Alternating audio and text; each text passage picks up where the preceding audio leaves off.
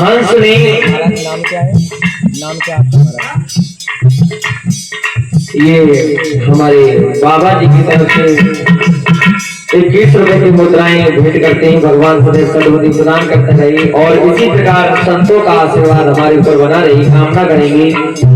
महाराज जिस समय रघुकुल में वो हंसनी ने जन्म लिया और मनु के वंश में आकर के महाराज उस हंस ने जन्म लिया, तो इस हंस का नाम महाराज उद्यालक ऋषि पड़ा।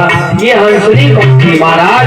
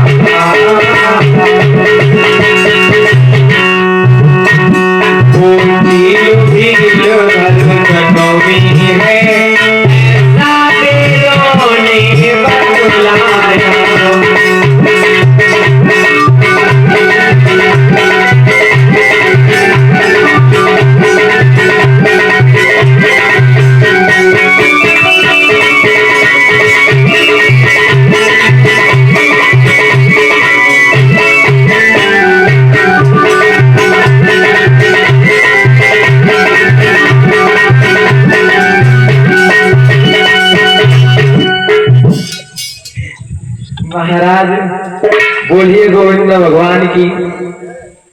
इधर जिस समय महाराज मनु के वंश में वो हंस पैदा हुआ जिसका नाम उद्यालक ऋषि पड़ा, और वो लड़की जो हंसनी पैदा हुई महाराज अज के घर में जिसका नाम चंद्रकला पड़ा।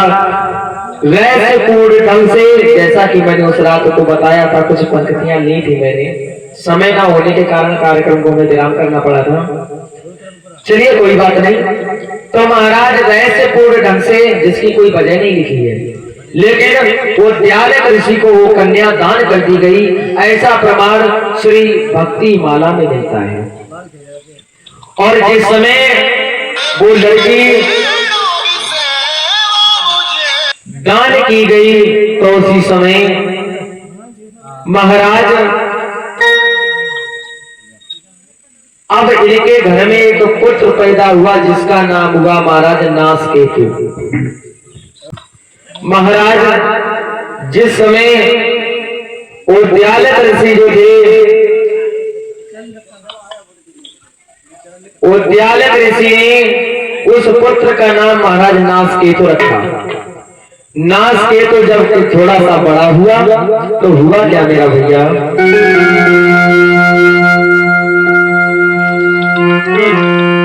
तो एक दिन हुआ क्या, तो कामदेव के जोर से और ऋषि भय लाचार, तो किया अनैतिक कार्य को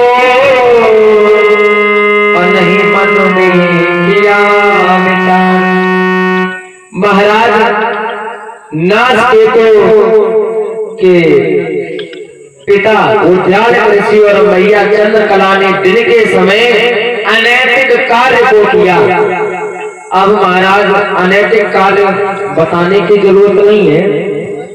जिस समय अनैतिक कार्य को महाराज उद्यालय ऋषि और चंद्रकला को करते हुए उनके पुत्र ने देखा तो कहने लगे, पिताजी आपने जो काम किया है ये बहुत खराब काम किया है महाराज, इसीलिए मैं आपको क्षमा नहीं कर सकता हूँ। आज और अभी से मैं आपको श्राप देता हूँ कि आप दोनों अंधे हो जाओ। महाराज बताते चले कि ये नासकेतु वही कछुआ था जिसके नेत्र पूर्व जन्म में हंस और हंसनी ने निकाल लिए थे। महाराज कहना तो यहाँ तक चाहता हूँ कि संसार में यदि कोई जीव अच्छे या बुरे कर्मों को करता है तो वो कभी सुख से रह ही नहीं सकता, क्योंकि महाराज ये जो कर्मों की खेती हुआ करती है, जैसा बोलोगे उसी प्रकार से काटोगे। अगर तुम अच्छा कर्म करोगे, अगर तुम आज किसी को 2 रुपए दे दोगे, किसी की मदद कर दोगे, तो भगवान एक न एक दिन ऐसा समय जरूर ले आएगा जब कोई ना कोई तुम्हारी मदद के लिए खड़ा होगा। महाराज एक हम जैसो लड़का रहे, सुनता बाबा जी परीक्षक जी महाराज हुए मत बैठो, इधर आ जाओ, फान डालो। अच्छा अच्छा कोई बात नहीं, कराओ, कोई दिक्कत नहीं।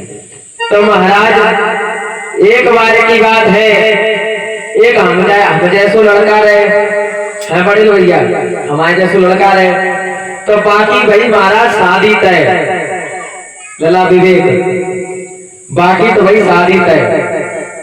और जब बाकी शादी तय भाई तो महाराज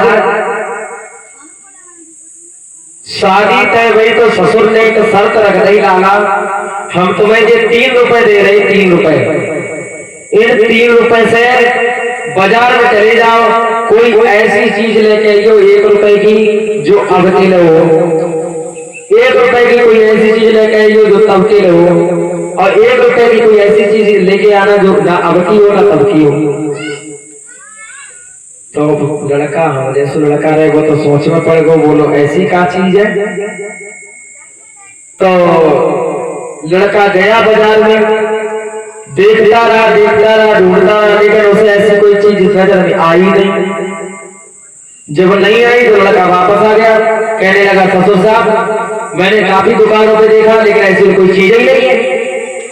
बोले तुम हो बच्चे गोंदू, तुम्हें नहीं पता कुछ, एक काम करो तुम ये 3 रुपए हमारी लड़की को दो और हमारी लड़की अति अवश्य ये चीजें लेकर के आएगी।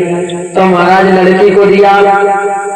तो महाराज लड़की जब बाजार से वापस होकर के आई तो केवल हाथ में क्या लेकर के आई, 2 लड्डू।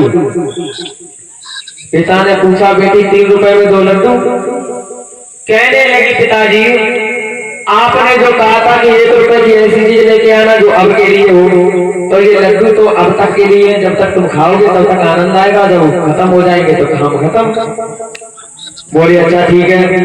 फिर कहने लगी 1 रुपए आपने तब के लिए बताया था, तो एक जैसे तुम्हारी ये फरिया के पास नगला फौजदार में बैठी है ना कथा, उसी प्रकार से एक जगह कथा हो रही थी, 1 रुपए में जुबान चढ़ा दिया। ये हमें आज तो नहीं, लेकिन एक ना एक दिन परमात्मा इसका हिसाब मुझे जरूर देगा। बोली अच्छा चलो कोई बात नहीं, 1 रुपए बताया था जो ना अब काम में आए ना तब काम में आए, बोले अभी इंतजाम किया है। बोले क्या इंतजाम किया है? बोले मैंने इंतजाम ये किया है कि वहां पर एक वैश्याओं का नृत्य हो रहा था, मैंने वहां वैश्याओं के लिए वो रुपए दान कर दिया ना, तो वो ना तो मुझे आज मिलेगा वरना वो मुझे तब मिलेगा। बोल गोविंद भगवान की। तो इसका मतलब सुनिए परीक्षक जी महाराज कि जहां भी श्रीमद् भागवत कथा की चर्चाएं चलती हैं वहां का वातावरण ही नहीं बल्कि इस भागवत कथा की जहां तक आवाज जाती है वो क्षेत्र पवित्र हो जाता है।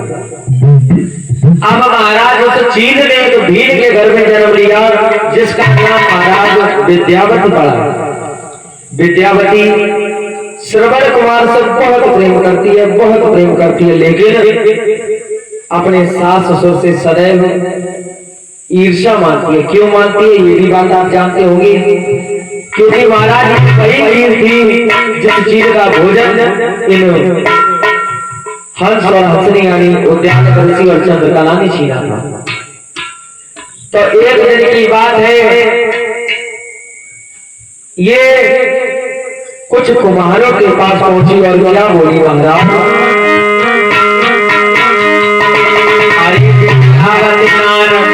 और चतुराई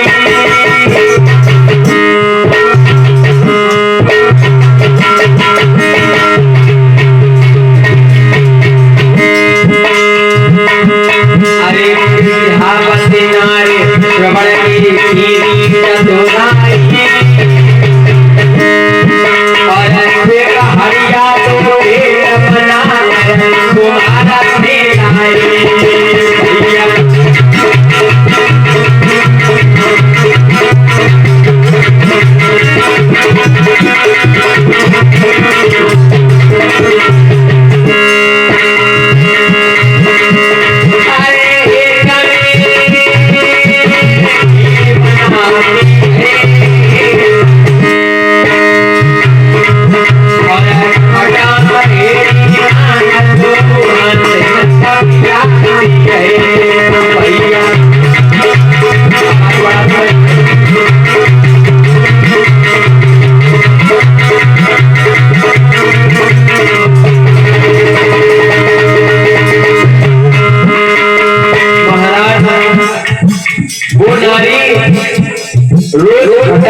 बनाती है।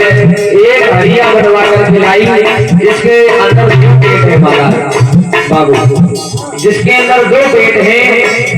और लाला ऐसा ही नहीं, उस 2 पेटों में एक लीटर दूध डाल करके खीर बनाती है और दूसरे पेट में मट्ठा डाल करके खट्टा दही बनाती है।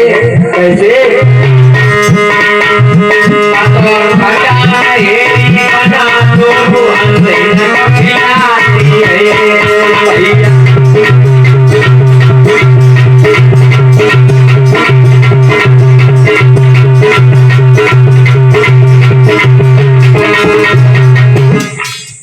महाराज जिस समय ये खटा मेहरी बना बना करके दोनों अंधी और अंधों को खिलाती है और खीर बना करके श्रवण कुमार के साथ खुद खाती है, तो कहते हैं ना कि महाराज इस संसार में कर्म अच्छे करो बुरे करो कुछ भी करो, लेकिन महाराज छिपन वाले नहीं होता। एक दिन की बात है, श्रवण कुमार की धर्मपत्नी जिसने भोजनों को तैयार किया, लेकिन इधर श्रवण कुमार जंगलों से लकड़ियां काट करके जिस समय वापस आई तो सोचने लगे कि क्यों ना भोजन किया जाए। अपनी पत्नी को आदेश दिया कि हे विद्यावती भोजन बनाओ, तुम भी खाओ और हमें भी खिलाओ, लेकिन पहले थाल परस करके माता और पिताजी के लिए ले जाओ। जिस समय ये बात कही तो रानी ने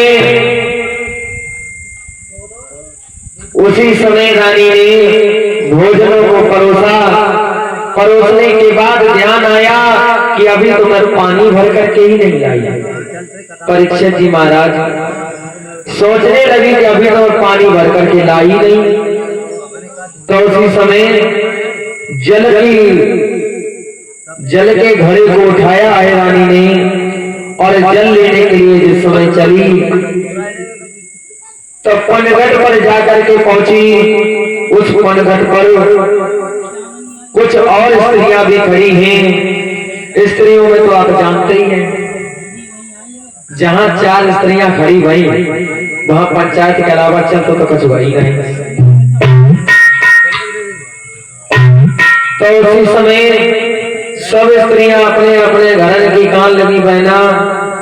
आज आज मेरे घर पे ऐसी सब्जी बनी है, वो बोली मेरे घर पे ऐसी सब्जी बनी है। तो उसी समय अब ये जो महाराज श्रवण कुमार की नारी है, इसे पानी भरने में जरा सा विलंब हुआ। जिस समय से पानी भरने में थोड़ा विलंब हुआ, तो श्रवण कुमार सोचने लगे कि इसका इंतजार मैं कब तक करूंगा, इससे अच्छा तो यही है कि मैं स्वयं ही खाने को परस करके माता पिता को दे आता हूँ।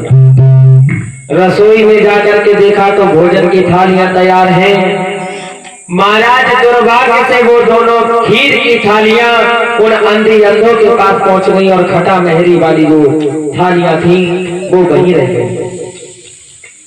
अब महाराज श्रवण कुमार ने इधर दोनों खीर की थालियों को अपने माता पिता को दे दिया और खटा मेहरी जो थी श्रवण कुमार के पास आ गई।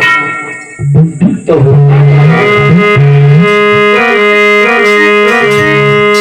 अरे खटा मेहरी खाए और श्रवण को गुस्साया छाई।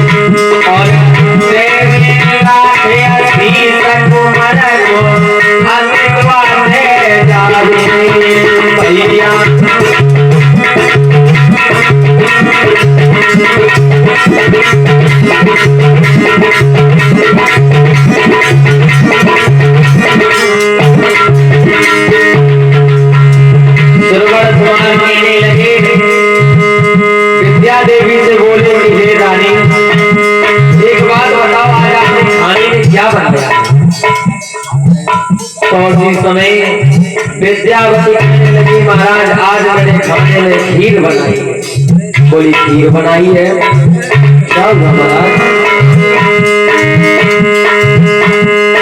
अरे बनिया तू नानी मेरे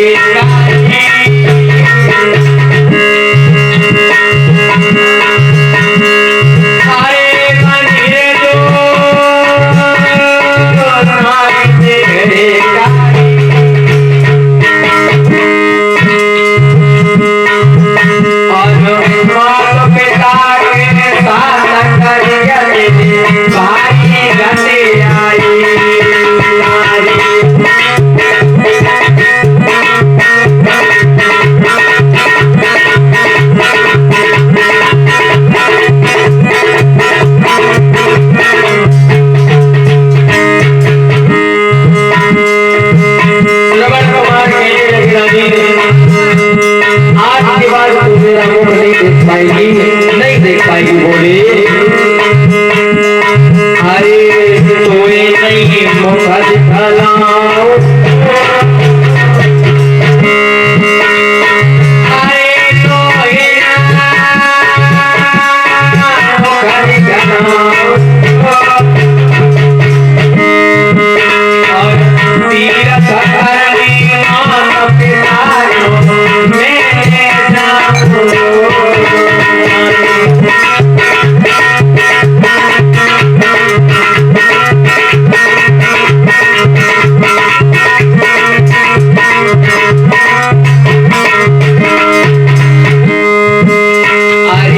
तीरथ करनी माता पिता को मिले जाऊं प्यारी।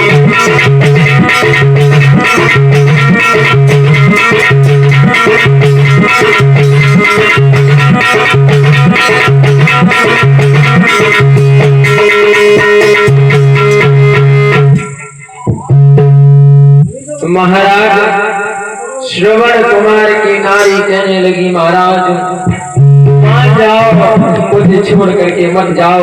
लेकिन श्रवण कुमार कहने लगे, रानी मैं तुम्हारी बात नहीं मान सकता।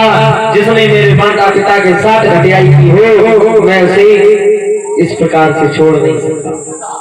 उसी समय महाराज श्रवण कुमार ने रानी को घर पे छोड़ा और जाकर के क्या काम किया है। अरे मारे डोली आकारी रे मेरे भैया, दादा सुने कोई बना अरे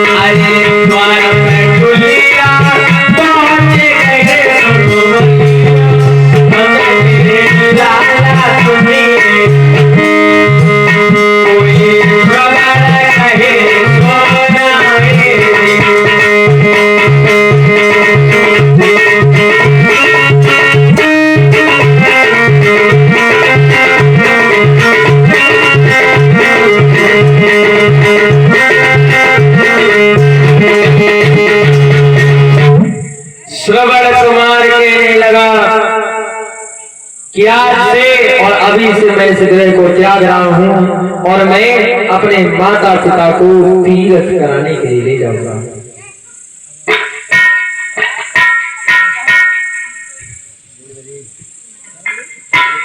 उसी समय श्रवण कुमार की वो पत्नी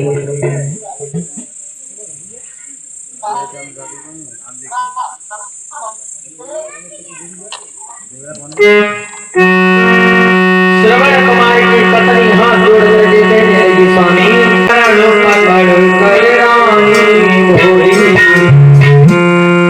और कहने लगी ये बात,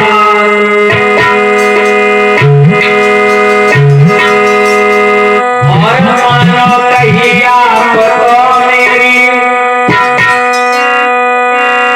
बोले छोड़ के ना जाओ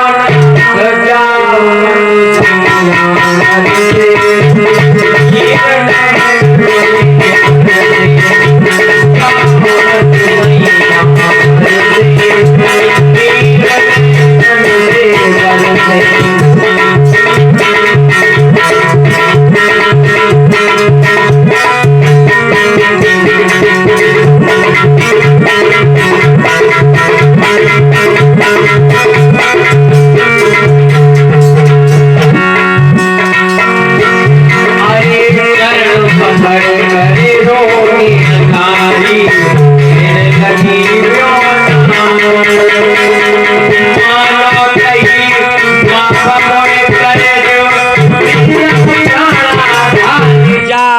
मत सैया घर से, नीर नैनन से बरसे।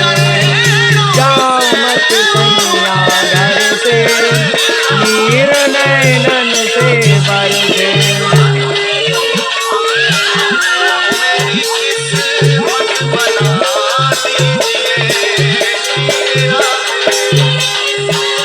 अरे चरण पकड़ कर रोके अंगारी, कहने लगी ओ नार।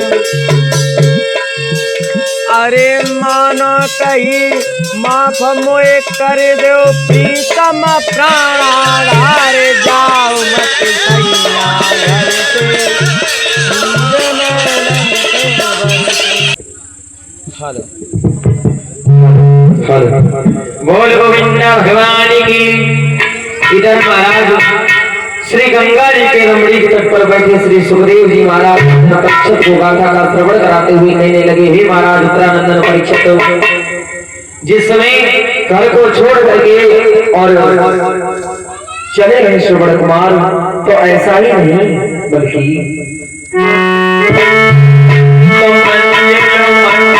चल रहा पिता का पूरी अयोध्या के निकट, और जब पहुंच गया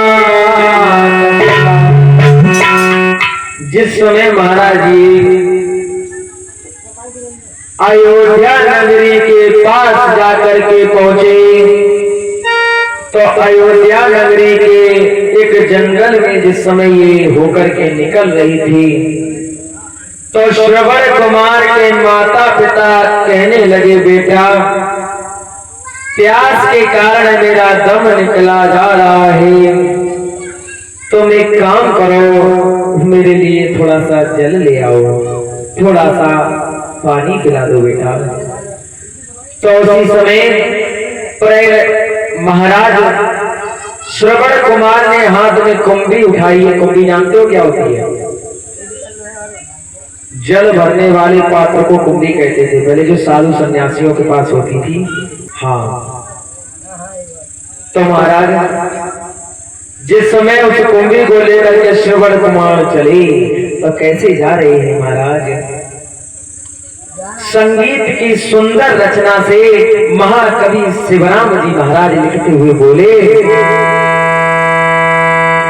कि हौले हौले मन मन डोले, पानी की करती तलाश रे, तो पहुंच गयो जल्दी से।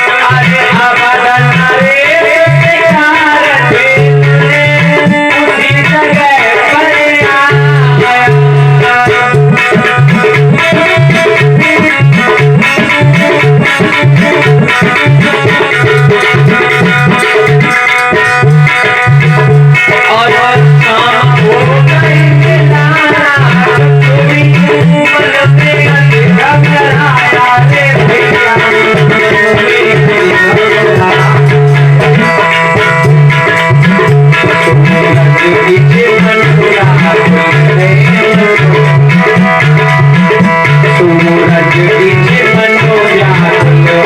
मंगला ये तो कटुआ दिखाई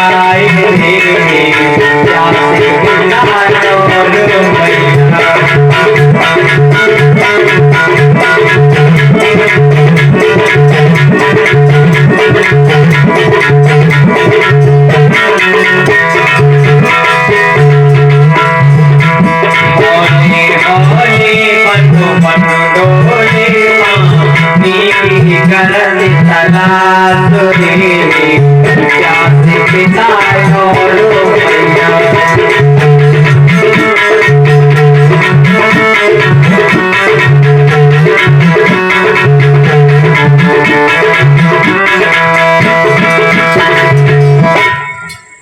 जिस समय महाराज दशरथ अयोध्या के जो सम्राट हैं उसी वन में यहाँ पहुंचे जहां महाराज श्रवण कुमार पानी भर रहा है। श्रवण कुमार ने जिस समय कुंभी को डुबाया जल की आवाज हुई।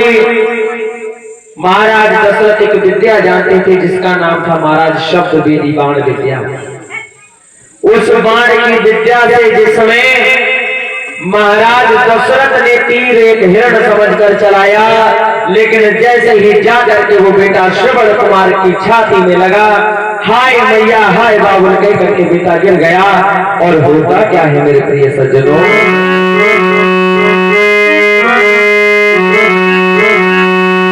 श्रवण कुमार रो रो कर कहने लगा, हे विधाता ये तूने मेरे नसीब में क्या लिख दिया कि मैं अपने मरते समय माता और पिता को पानी तक नहीं पिला सकता। रोने लगने से अरे प्रभु ने कहा नजरे आई प्यासे छूटे मिलने और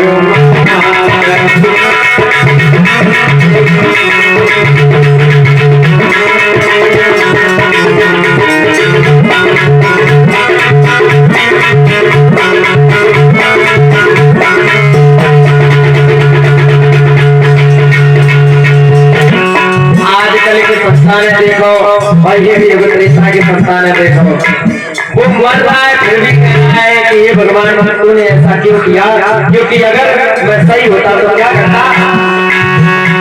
अरे ठीक जो होता चले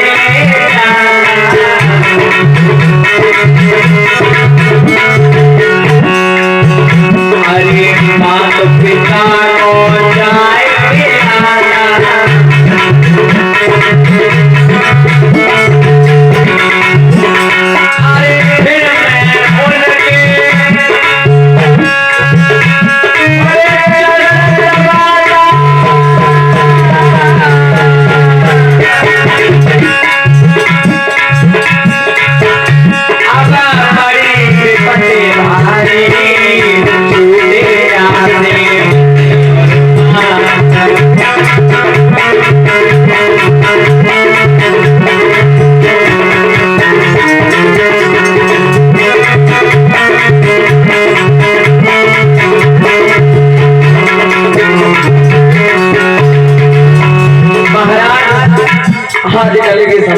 अगर जा कहो ना कि लला हमें बुखार आए तो पानी दे दो एक गिलास, जा काती तो करी करी जाती हो दिन भर खुद लेके पी लो वो है नल ऊपरो गिलास चुप्पा जाओ रो माजो और पी लो। हम अपना इंस्टाग्राम चलाए थे। महाराज श्रवण कुमार जिस समय रो रहा है, अवध नरेश को ये आभास हुआ कि मेरे तीर से जरूर किसी मानव हो गया है। अब नरेश घोड़े को छोड़कर जिस समय बेटा श्रवण कुमार के पास पहुंचे तो उस समय श्रवण कुमार ने देखा, कहने लगा मामा जी ये आपने अच्छा नहीं किया, मेरे माता और पिता जंगल में प्यासे हैं, तुम हमें छोड़ो अब मैं बच नहीं सकता, लेकिन तुम हमारे माता पिता को ले जाकर के जल पिला दो। बोले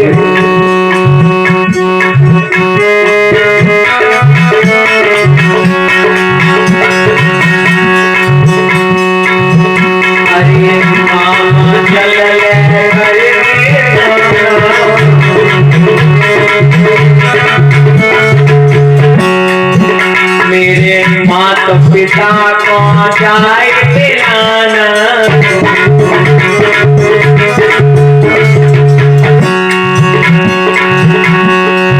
बाद में मेरा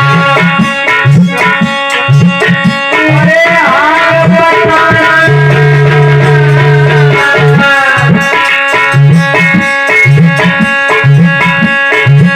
मोए पल पल हुए भारी प्यारे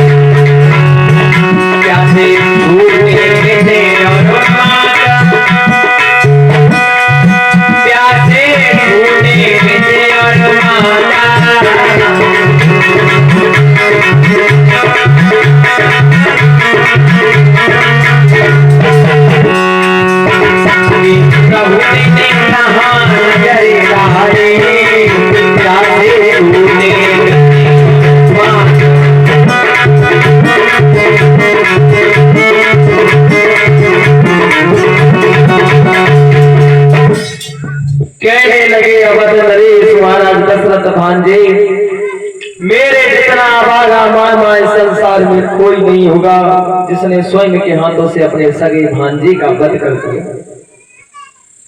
तो उसी समय महाराज श्रवण कुमार कहने लगे मामा जी इस प्रकार चिंतित ना हो मत हो चिंतित क्योंकि परीक्षक जी महाराज कथा समझ में आ रही है नहीं समझ में आ रही हो केसीओ का बात ज्यादा हो या कोई और प्रॉब्लम हो बता देना।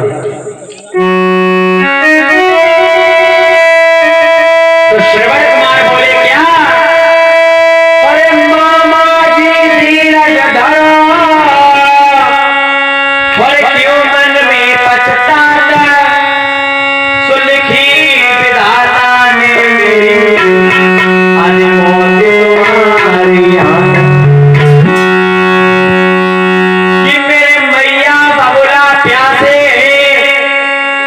पानी उन्हें पिलाई देना हमारे को तुम्हारे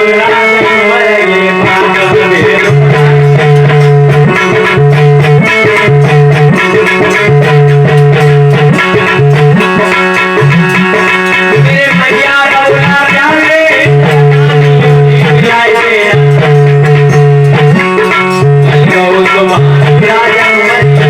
तुम्हारे पिलाई देना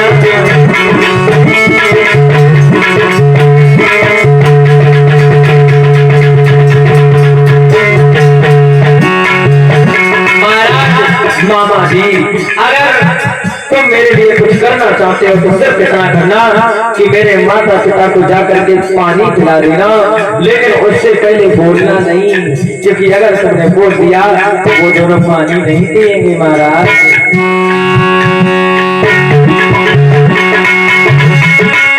माता मेरी जो रोने लगे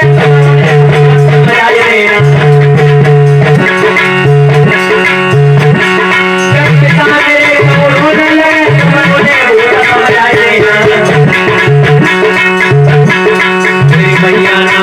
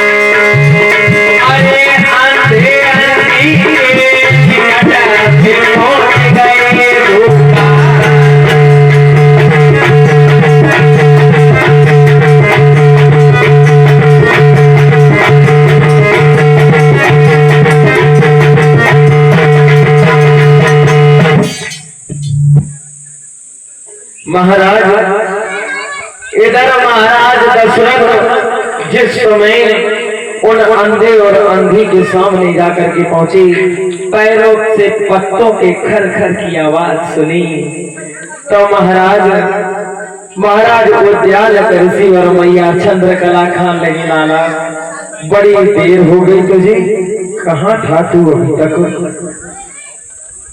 कहने लगी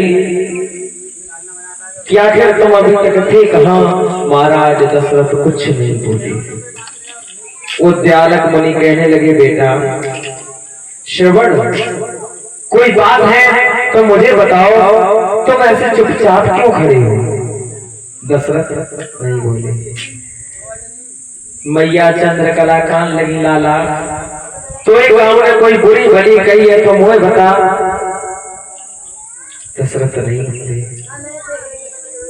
महाराज जब दशरथ नहीं बोले तो मैया आंखें में आंसू भर के खान लगी, लाला अगर कोई बात है तो मुझे बता।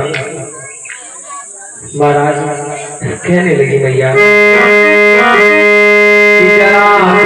बता दे चलिए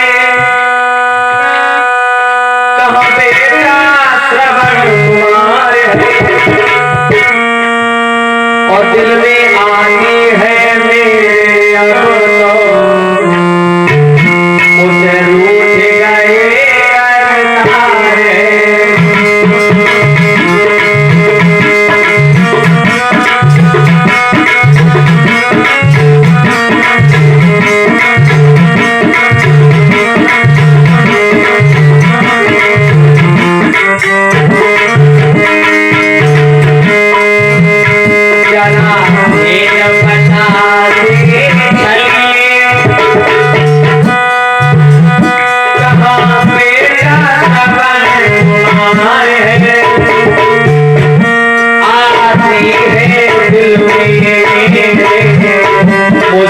रूठ गए तारे।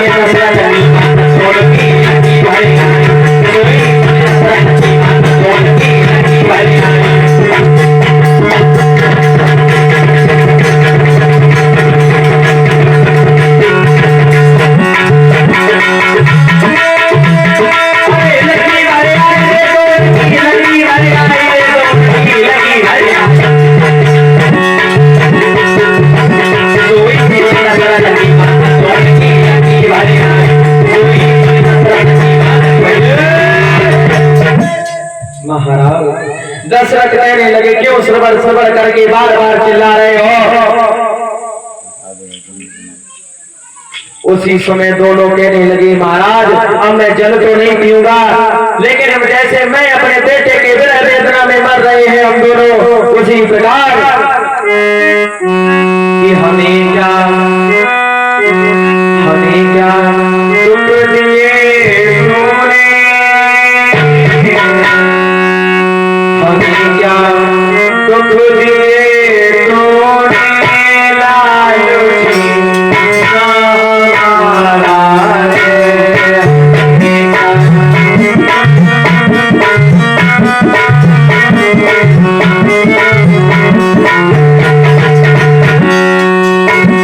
तुझे हम साथ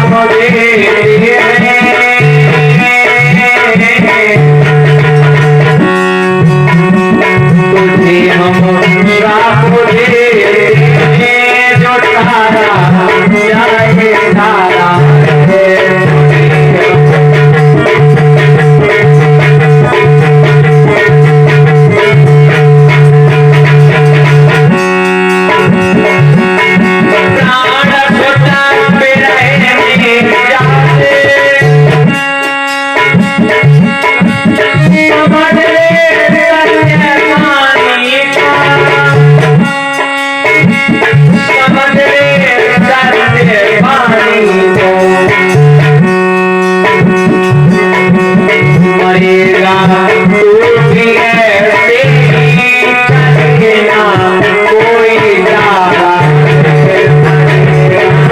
टूटी है तेरी ना कोई चारा